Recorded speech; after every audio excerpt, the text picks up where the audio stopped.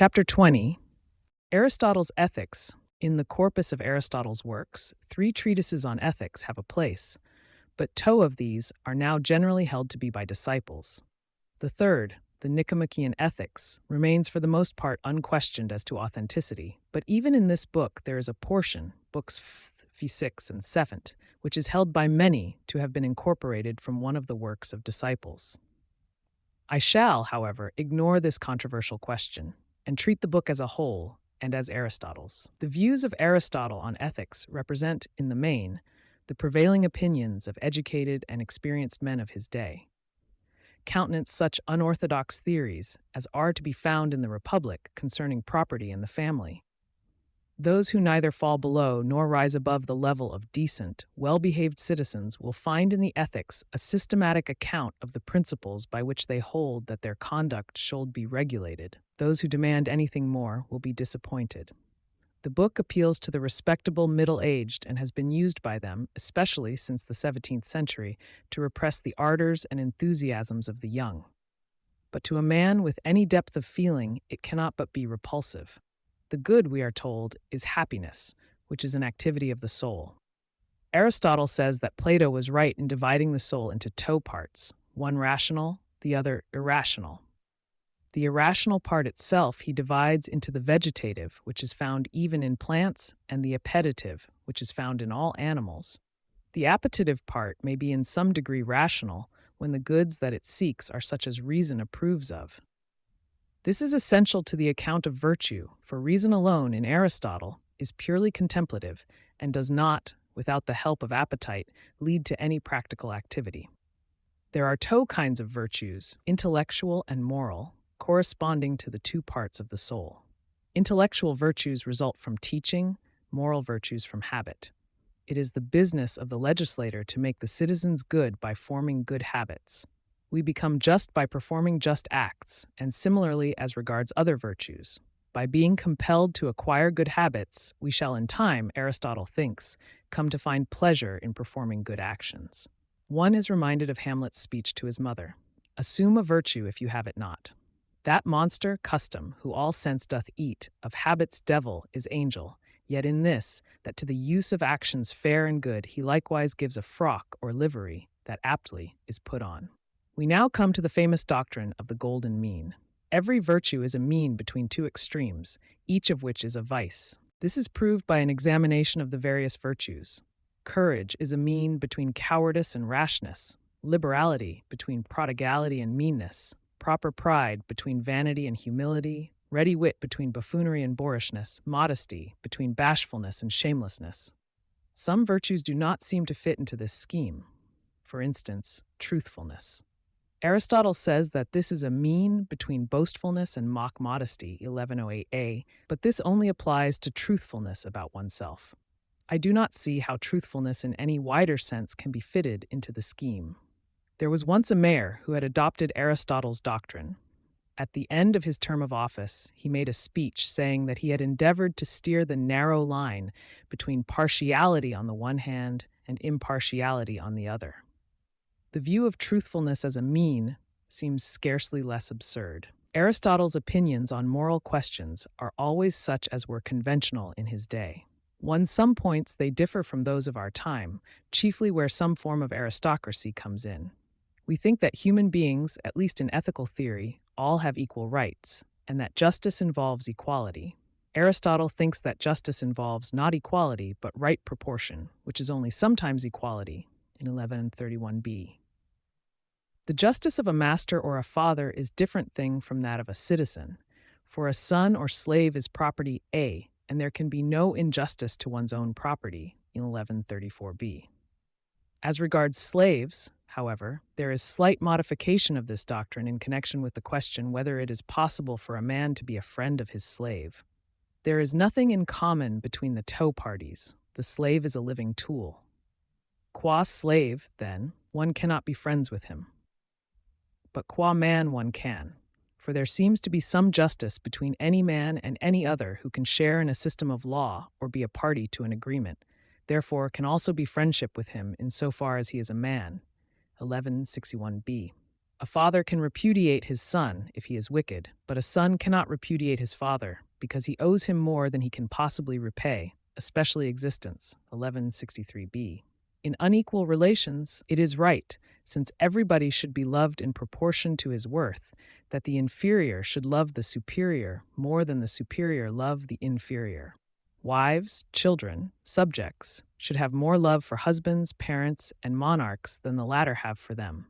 In a good marriage, the man rules in accordance with his worth, and in those matters in which a man should rule, but the matters that befit a woman he hands over to her.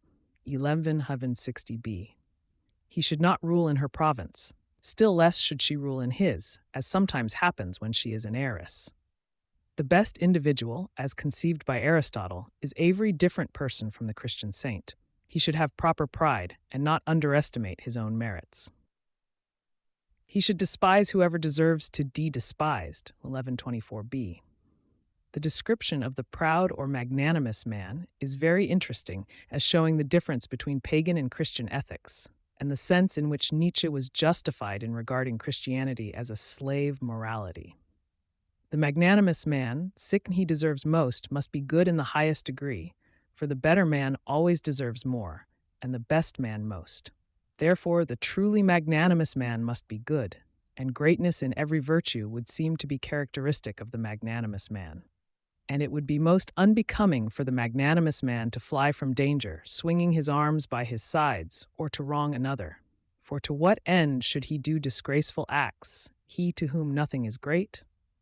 Magnanimity, then, seems to be a sort of crown of the virtues, for it makes them greater, and it is not found without them. Therefore it is hard to be truly magnanimous, for it is impossible without nobility and goodness of character. It is chiefly with honors and dishonors, then, that the magnanimous man is concerned, and at honors that are great and conferred by good men he will be moderately pleased, thinking that he is coming by his own or even less than high own. For there can be no honor that is worthy of perfect virtue, yet he will at any rate accept it, since they have nothing greater to bestow on him. But honor from casual people and on trifling grounds he will utterly despise, since it is not this that he deserves, and dishonor too, since in his case it cannot be just. Power and wealth are desirable for the sake of honor, and to him for whom even honor is a little thing, the others must be so too. Hence, magnanimous men are thought to be disdainful. The magnanimous man does not run into trifling dangers, but he will face great dangers, and when he is in danger, he is unsparing of his life, knowing that there are conditions on which life is not worth having. And he is the sort of man to confer benefits, but he is ashamed of receiving them, for the one is the mark of a superior, the other of an inferior, and he is apt to confer greater benefits in return. For thus the original benefactor, besides being repaid, will incur a debt to him. It is the mark of the magnanimous man to ask for nothing or scarcely anything, but to give help readily, and to be dignified towards people who enjoy a high position but unassuming towards those of the middle class. For it is a difficult and lofty thing to be superior to the former, but easy to be so to the latter, and a lofty bearing over the former is no mark of ill breeding, but among humble people it is as vulgar as a display of strength against the weak. He must also be open in his hate and in his love, for to conceal one's feelings, i.e., to care less for truth than for what people think, is a coward's part. He is free of speech because he is contemptuous, and he is given to telling the truth, except when he speaks in irony to the vulgar. Nor is he given to admiration, for to him nothing is great. Nor is he a gossip, for he will speak neither about himself nor about another, since he cares not to be praised nor for others to be blamed. He is one who will possess beautiful and profitless things rather than profitable and useful ones. Further, a slow step is thought proper to the magnanimous man, a deep voice and a level utterance. Such, then, is the magnanimous man. The man who falls short of him is unduly humble, and the man who goes beyond him is vain. 1123b5a. One shudders to think what a vain man would be like. Whatever may be thought of the magnanimous man, one thing is clear: there cannot be very many of him in a community. I do not mean merely in the general sense in which there are not likely to be many virtuous men, on the ground that virtue is difficult, What I mean is that the virtues of the magnanimous man largely depend upon his having an exceptional social position. Aristotle considers ethics a branch of politics, and it is not surprising, after his praise of pride, to find that he considers monarchy the best form of government, and aristocracy the next best. Monarchs and aristocrats can be magnanimous, but ordinary citizens would be laughable if they attempted to live up to such a pattern. This brings up a question which is half ethical, half political. Can we regard as morally satisfactory a community which, by its essential constitution, confines the best things to a few and requires the majority to be content with the second best? Plato and Aristotle say yes, and Nietzsche agrees with them. Stoics, Christians, and Democrats say no.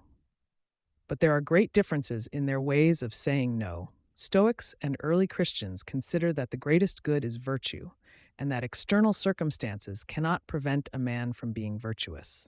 There is therefore no need to seek a just social system, since social injustice affects only unimportant matters. The Democrat, on the contrary, usually holds that, at least so far as politics are concerned, the most important goods are power and property. He cannot, therefore, acquiesce in a social system which is unjust in these respects. The Stoic Christian view requires a conception of virtue very different from Aristotle's, since it must hold that virtue is as possible for the slave as for his master. Christian ethics disapproves of pride, which Aristotle thinks a virtue, and praises humility, which he thinks a vice.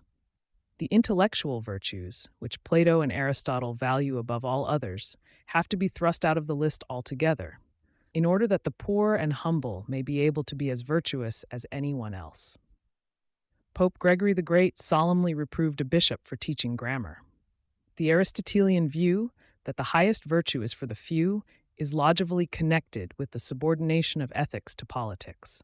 If the aim is the good community rather than the good individual, it is possible that the good community may be one in which there is subordination.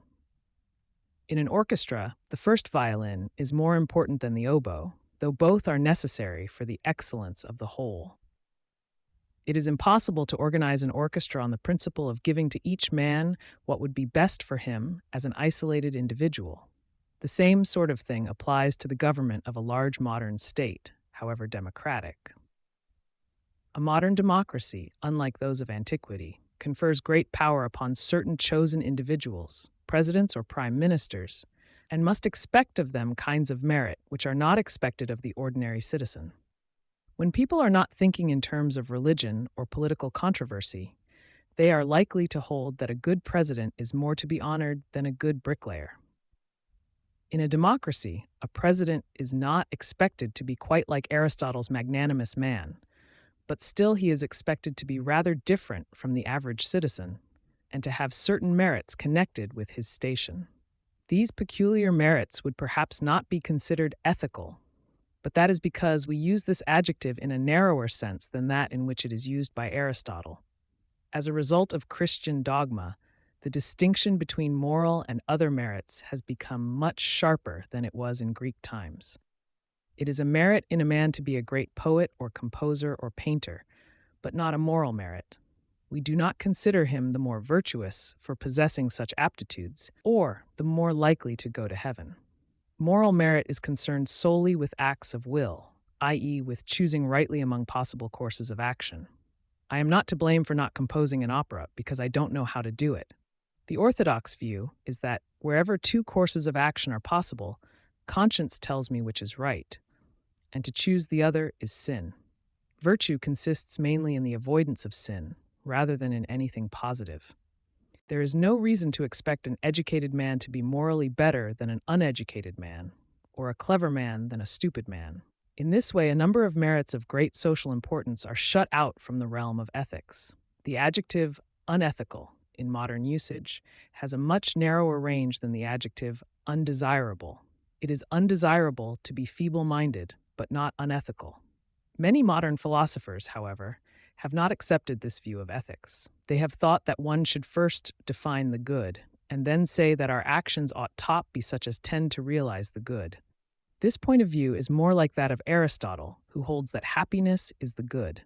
The highest happiness, it is true, is only open to the philosopher, but to him that is no objection to the theory. Ethical theories may be divided into two classes, according as they regard virtue as an end or a means. Aristotle, on the whole, takes the view that virtues are means to an end, namely happiness.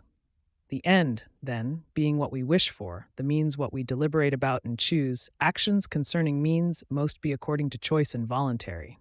Now the exercise of the virtues is concerned with means, 1113b. But there is another sense of virtue in which it is included in the ends of action.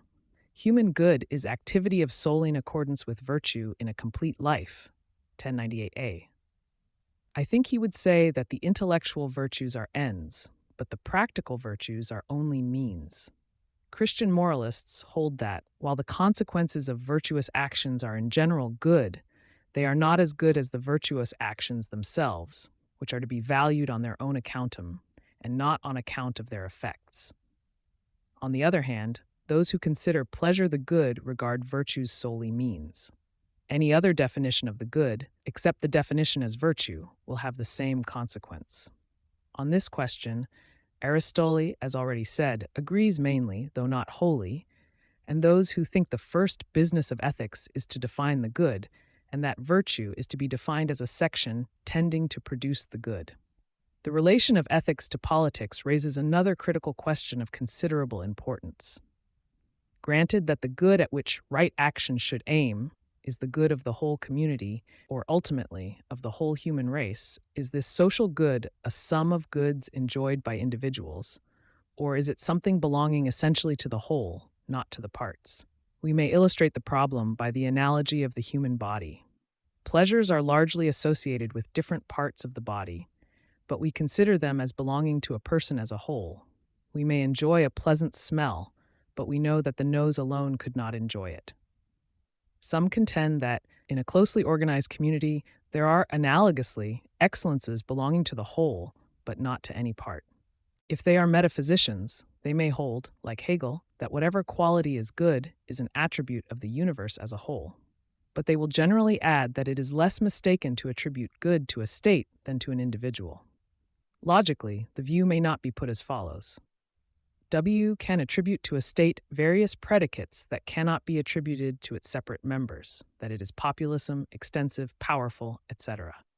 The view we are considering puts ethical predicates in this class and says that they only derivatively belong to individuals. A man who may belong to a populous state or to a good state, but he, they say, is no more good than he is populous. This view, which has been widely held by German philosophers, is not Aristotle's, except possibly, in some degree, in his conception of justice. A considerable part of the ethics is occupied with the discussion of friendship, including all relations that involve affection. Perfect friendship is only possible between the good, and it is impossible to be friends with many people. One should not be friends with a person of higher station than one's own, unless he is also of higher virtue, which will justify the respect shown to him. We have seen that, in unequal relations, such as those of man and wife or father or son, the superior should be the more loved. It is impossible to be friends with God, because he cannot love us. Aristotle discusses whether a man can be a friend to himself, and decides that this is only possible if he is a good man. Wicked men, he asserts, often hate themselves. The good man should love himself, but nobly, 1169a. Friends are a comfort in misfortune, but one should not make them unhappy by seeking their sympathy, as is done by women and womanish men, 1171b. It is not only in misfortune that friends are desirable, for the happy man needs friends with whom to share his happiness. No one would choose the whole world on condition of being alone, since man is a political creature and one whose nature is to live with others, 1169b. All that is said about friendship is sensible, but there is not a word that rises above common sense. Aristotle again shows his good sense in the discussion of pleasure, which Plato had regarded somewhat ascetically. Pleasure, as Aristotle uses the word, is distinct from happiness, though there can be no happiness without pleasure. There are, he says, three views of pleasure. 1, that it is never good. 2, that some pleasure is good, but most is bad. 3, that pleasure is good, but not the best. He rejects the first of these on the ground that pain is certainly bad, and therefore pleasure must be good. He says, very justly, that it is nonsense to say a man can be happy on the rack. Some degree of external good fortune is necessary for happiness. He also disposes of the view that all pleasures are bodily, all things have something divine, and therefore some capacity for higher pleasures. Good men have pleasure unless they are unfortunate, and God always enjoys a single and simple pleasure. 1152-4. There is another discussion of pleasure in a later part of the book, which is not wholly consistent with the above.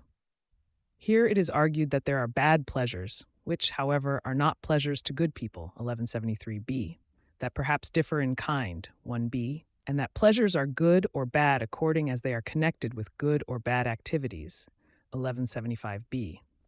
There are things that are valued more than pleasure. No one would be content to go through life with a child's intellect, even if it were pleasant to do so.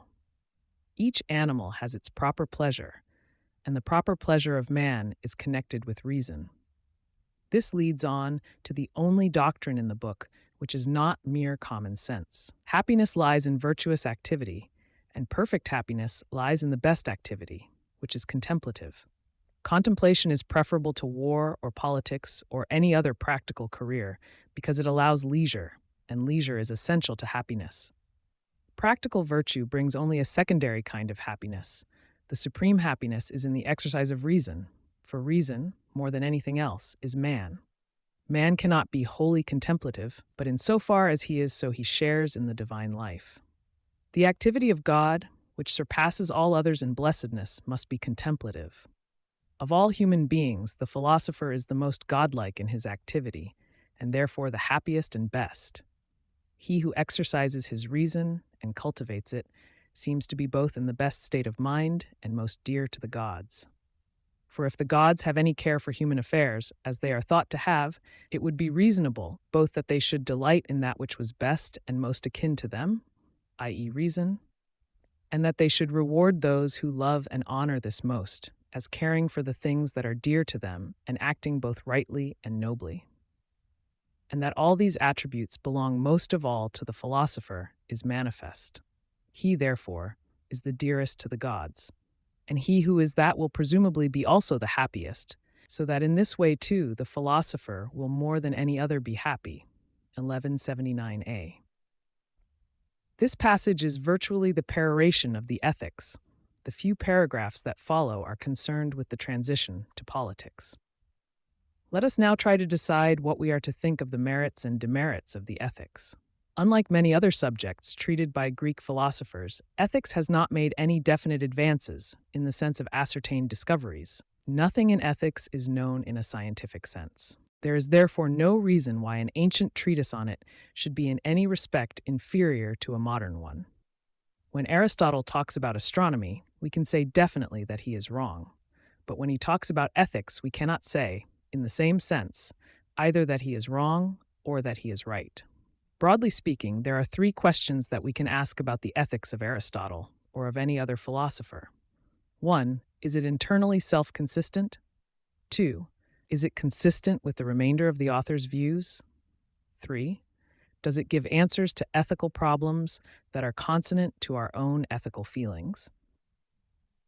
If the answer to either the first or second question is in the negative, the philosopher in question has been guilty of some intellectual error. But if the answer to the third question is in the negative, we have no right to say that he is mistaken. We have only the right to say that we do not like him. Let us examine these three questions in turn as regards the ethical theory set forth in the Nicomachean Ethics. 1. On the whole, the book is self-consistent, except in a few not very important respects. The doctrine that the good is happiness and that happiness consists in successful activity is well worked out. The doctrine that every virtue is a mean between two extremes, though very ingeniously developed, is less successful since it does not apply to intellectual contemplation, which, we are told, is the best of all activities. It can, however, be maintained that the doctrine of the mean is only intended to apply to the practical virtues, not to those of the intellect. Perhaps, to take another point, the position of the legislator is somewhat ambiguous. He is to cause children and young people to acquire the habit of performing good actions, which will, in the end, lead them to find pleasure in virtue and to act virtuously without the need of legal compulsion. It is obvious that the legislator might equally well cause the young to acquire bad habits. If this is to be avoided, he must have all the wisdom of a Platonic guardian. And if it is not avoided, the argument that a virtuous life is pleasant will fail. This problem, however, belongs perhaps more to politics than to ethics. 2. Aristotle's ethics is, at all points, consistent with his metaphysics. Indeed, his metaphysical theories are themselves the expression of an ethical optimism. He believes in the scientific importance of final causes, and this implies the belief that purpose governs the course of development in the universe. He thinks that changes are, in the main, such as embody an increase of organization or form, and at bottom, virtuous actions are those that favor this tendency. It is true that a great deal of his practical ethics is not particularly philosophical, but merely the result of observation of human affairs. But this part of his doctrine, though it may be independent of his metaphysics, is not inconsistent with it. 3. When we come to compare Aristotle's ethical tastes with our own, we find in the first place, as already noted, an acceptance of inequality which is repugnant to much modern sentiment. Not only is there no objection to slavery or to the superiority of husbands and fathers over wives and children, but it is held that what is best is essentially only for the few, proud men and philosophers. Most men, it would seem to follow, are mainly means for the production of a few rulers and sages. Kant maintained that every human being is an end in himself, and this may be taken as an expression of the view introduced by Christianity. There is, however, a logical difficulty in Kant's view, since it gives no means of reaching a decision when two men's interests clash. If each is an end in himself, how are we to arrive at a principle for determining which shall give way? Such a principle must have to do with the community rather than with the individual. In the broadest sense of the word, it will have to be a principle of justice. Bentham and the utilitarians interpret justice as equality. When two men's interests clash, the right course is that which produces the greatest total of happiness, regardless of which of the two enjoys it or how it is shared among them. If more is given to the better man than to the worse, that is because, in the long run, the general happiness is increased by rewarding virtue and punishing vice, not because of an ultimate ethical doctrine that the good deserve more than the bad. Justice, in this view, consists in considering only the amount of happiness involved, without favor to one individual or class as against another. Greek philosophers, including Plato and Aristotle, had a different conception of justice, and it is one which is still widely prevalent. They thought originally on grounds derived from religion, that each thing or person had its or his proper sphere to overstep which is unjust. Some men, in virtue of their character and aptitudes, have a wider sphere than others, and there is no injustice if they enjoy a greater share of happiness. This view is taken for granted in Aristotle, but its basis in primitive religion, which is evident in the earliest philosophers, is no longer apparent in his writings. There is in Aristotle an almost complete absence of what may be called benevolence or philanthropy. The sufferings of mankind, insofar as he is aware of them, do not move him emotionally. He holds them, intellectually, to be an evil, but there is no evidence that they cause him unhappiness, except when the sufferers happen to be his friends. More generally, there is an emotional poverty in the ethics, which is not found in the earlier philosophers. There is something unduly smug and comfortable about Aristotle's speculations on human affairs. Everything that makes men feel a passionate interest in each other seems to be forgotten. Even his account of friendship is tepid. He shows no sign of having had any of those experiences which make it difficult to preserve sanity. All the more profound aspects of the moral life are apparently unknown to him. He leaves out, one may say, the whole sphere of human experience with which religion is concerned. What he has to say is what will be useful to comfortable men of weak passions, but he has nothing to say to those who are possessed by a god or a devil, or whom outward misfortune drives to despair. For these reasons, in my judgment, his ethics, in spite of its fame, is lacking in intrinsic importance.